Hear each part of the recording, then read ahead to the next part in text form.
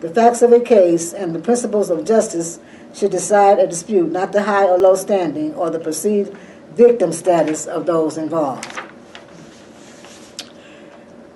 These 3 verses remind us never to join testimony about someone without evidence, even if it will help people in need. The Israelites were to treat all people justly, regardless of their station in life, rich, poor, citizen, and stranger. Verses 4 through 9 are laws promoting kindness and righteous civil conduct.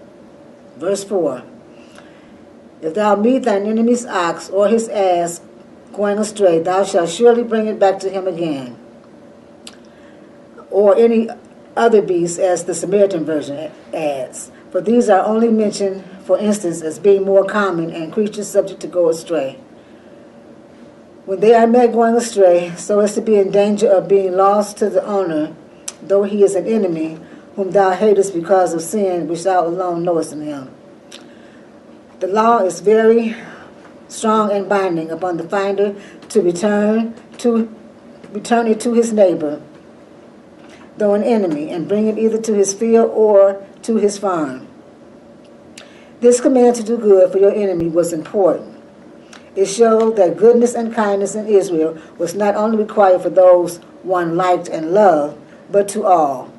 One might not need a command to do this for a friend, but it was necessary for a friend and for one that hates you. The principle was clear. How you feel about someone does not determine right and wrong behavior towards them. There are principles of justice that must be observed above our feelings. Verse 5, if thou see the ass of him that hateth thee lying under his burden, and wouldn't forbear to help him, thou shalt surely help with him. So if a man sees his enemy's ass prostrate under its burden, he is to help raise it up. In this case, he owes a double duty, to his enemy and to the suffering animal. These 2 verses make the switch from honesty and justice and making testimony to making responsibility to protect the property of others, even one's enemy. Livestock, especially oxen and donkeys, were a means to support one's livelihood and create wealth because they were work animals. It would be normal to help a friend by returning the wandering or lost animal to them, but one might be tempted not to do the same for one's enemy. The motive might be revenge or simply to see one's enemy suffer a loss. But this law states that a person should help one's enemy as well as one's friend. In God's self-governing community, property was to be respected and cared for regardless of personal feelings toward the owner. This verse is likely intended to command the same thing as Deuteronomy 22:4, which states, you shall not see your countryman's donkey or his axe falling down on the way and pay no attention to him. You shall certainly help him to raise him up. Justice is communal harmony, and caring for the property of others, even enemies, is a key means to bring about harmony. In this instance, obedience to this provision might even provide a means to make an enemy a friend. This verse could be paraphrased.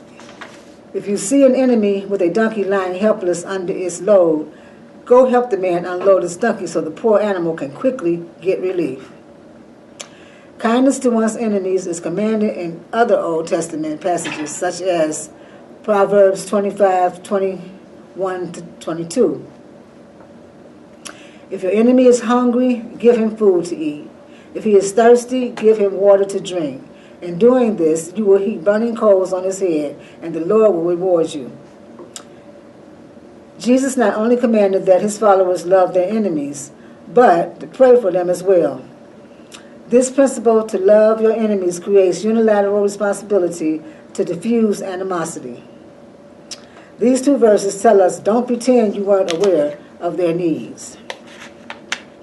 Verse 6, thou shalt not rest the judgment of thy poor in his cause. This verse tells them not to be partial to a poor man. The needy are to be given the same justice as someone who is well-to-do. There is no siding against someone because they are needy, which means they are unable to benefit the one testifying. there would be a human tendency to favor those who can scratch my back. This is to be strictly avoided. Justice is to be served apart from personal preferences.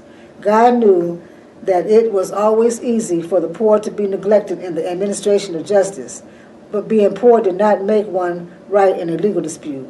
But it should never keep them from getting a fair hearing and justice. Verse 7.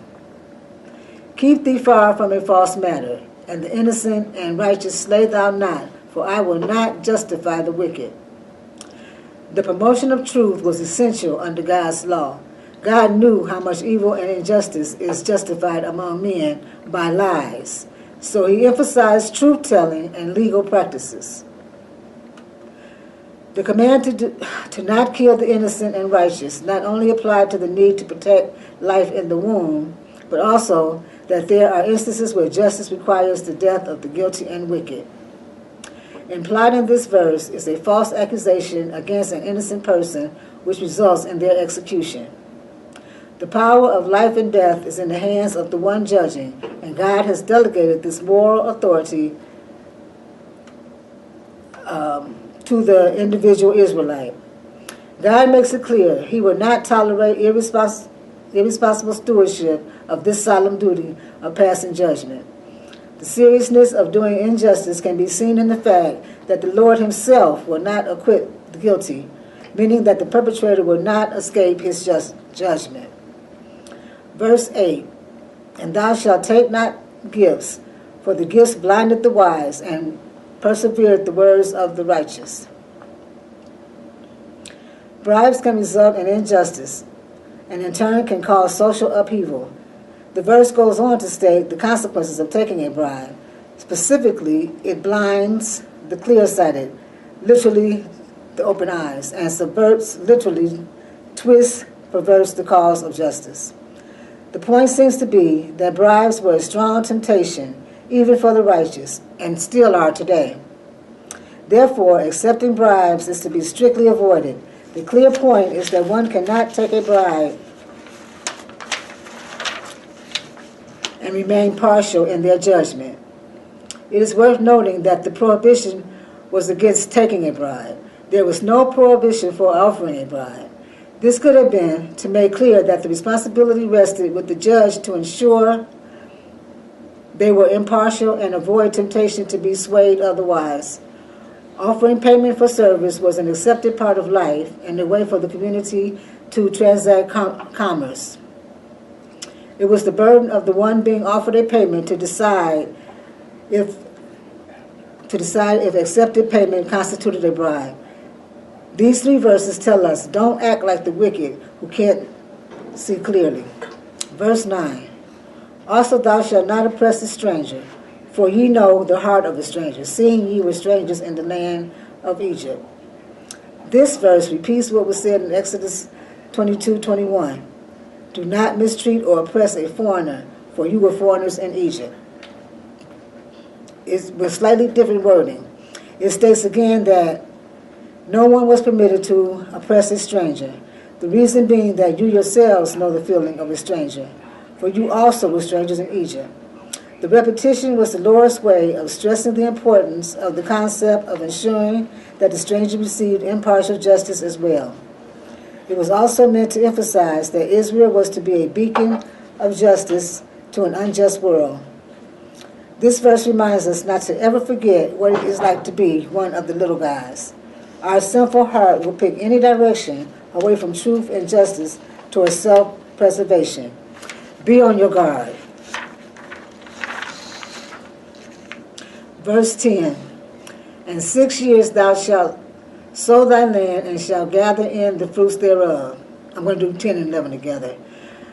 Verse 11, but the seventh year thou shalt let it rest and lie fallow, that the poor of thy people may eat, and what they leave, the beasts of the field may eat. In like manner thou shalt deal with thy vineyard and with thy olive yard. The principle of the Sabbath applied to more than the work week. There were also Sabbath years, where the land was to rest and lie fallow for 1 year out of the 7. Something that is fallow is left unused. Fallow land is cultivated land that is allowed to remain idle. The act of plowing land and allowing it to remain unseeded. This was unique in the world, only associated with Israel.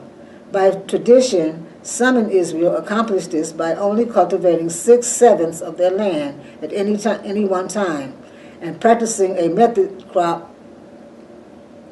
of crop rotation. During the rest time, the farmers are compelled to rely on God's grace to get by, which strengthens their faith. One reason God commanded the Sabbath year was to give the poor something to eat, and that they were allowed to harvest and process that which grew unplanted from the fallow ground. This was a way to help the poor that demanded both that the landowners hold themselves back from maximum profit and that the poor work to help themselves. Failure of Israel to give the land its Sabbath years determined the certainty and duration of the Babylonian exile. Leviticus 26, 32 to 35. The Lord God says, I myself will lay waste the land so that your enemies who live there will be appalled. I will scatter you among the nations and will draw out my sword and pursue you. Your land will be laid waste and your cities will lie in ruins. Then the land will enjoy its Sabbath years, all the time that it lies desolate and you are in the country of your enemies. Then the land will rest and enjoy its Sabbaths. All the time that it lies desolate, the land will have the rest it did not have during the Sabbaths that you lived in it. So that just tells me that God's will going to be done regardless, and we're going to have to suffer if we don't do what he wants us to do. Verse 12. 6 days thou shalt do thy work, and on the 7th day thou shalt rest, that thine ox and thy ass may rest, and the son of thy handmaid and the stranger may be refreshed. A Sabbath year was to proceed much as a Sabbath day would. God's just provision provides rest for all his people, their land, their animals, their servants, and even the immigrants among them. 6 days here echoes the 6 years of verse 10.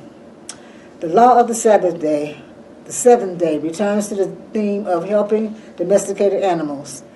The help is rest rather than some other active intervention. So in closing, I'm going to say, we've learned to criticize everything from the beliefs people have to the clothes they wear. The truth, however, is that a critical and unloving attitude doesn't align with who God called us to be. As believers in Jesus. While there will be times when we have to deal with disagreement, the Bible reminds us as believers we are to always conduct ourselves with compassion, kindness, humility, gentleness, and patience. And Colossians 3:12, instead of being harshly critical, even of our enemies, God urges us to bear with one another in love and forgive one another if we have a grievance. In this new year, as God provides us with what we need, may we live out our faith by returning to the basics. Love the Lord your God and your neighbor as yourself. So our lesson for next week, I have to find that and write it down. Our lesson for next Sunday is